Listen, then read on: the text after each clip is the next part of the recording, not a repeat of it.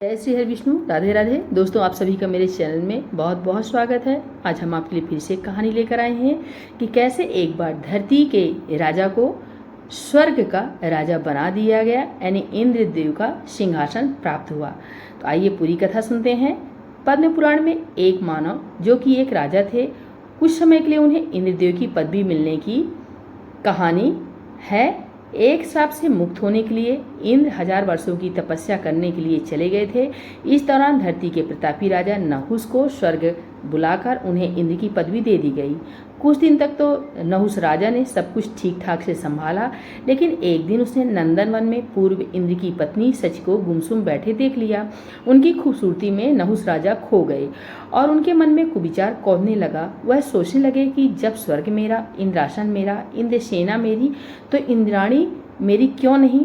यह सोचकर उसने सच के पास विवाह प्रस्ताव भिजवाया। इंद्राणी सच ने उसे ठुकरा दिया। तब वह जबरन राजा उन्हें पाने की कोशिश में लग गई।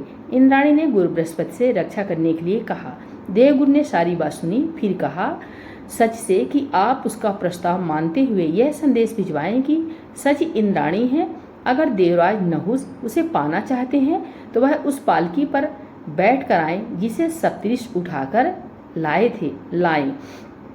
इंद्राणी के इस प्रस्ताव पर नहुस मान गया। उसे ध्यान ही नहीं रहा कि लालसा में वह क्या पाप करने जा रहा है। एक तो सप्तऋषि महान और ऊपर से बुजुर्ग, क्या उनसे पालकी उठवाना सही रहेगा। लेकिन नहुस राजा को तो बस इंद्राणी के पास पहुंचने की जल्दी थी। इस कारण उसने सप्तऋषियों से पालकी उठाने के लिए कह दिया। महान सप्तऋषियों ने उसका बिल्कुल भी बुरा नहीं माना और वे पालकी उठाकर चलने लगी।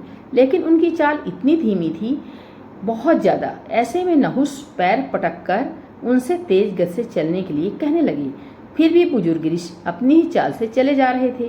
गुस्से में आकर नहुस ने महर्षि अगस्त्य को यह कहते हुए लात मार दी कि क्या सर्प की तरह आप रेंग रहे हो, जल्दी नहीं चल सकते क्या। महर्षि अगस्त्य के इस अपमान से गुस्साए अन्य सभी ऋषि ने नहुस को अजगर हो जाने का श्राप दिया और वह अपना सारा पुण्य खोकर स्वर्ग से धरती पर गिर पड़े। इस तरह एक और इंद्र शापित हो गया और स्वर्ग का पद फिर से खाली हो गया। वन में भटकते पांडवों के एक अजगर जकड़ लेता है। जब भीम भी उस अजगर से नहीं जीत पाते हैं तो युधिष्ठिर पूछते हैं कि आप कोई साधारण सर्प नहीं हो सकते हैं, आप कौन हैं। तब यह अजगर कहता है कि मैं अपना परिचय बाद में दूंगा, पहले तुम मेरे प्रश्नों का उत्तर दो। इसके बाद वहाँ युधिष्ठिर और अजगर में वैसे ही सवाल जवाब होते हैं जैसे कि इसके पहले यक्ष और युधिष्ठिर के बीच हुए थे।